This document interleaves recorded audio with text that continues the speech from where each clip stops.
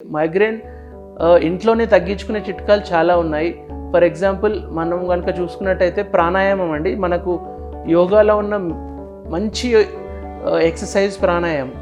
కూర్చొని breathing and breathe out ఈ exercise చేయడం వల్ల చాలా బెనిఫిట్స్ ఉంటాయండి.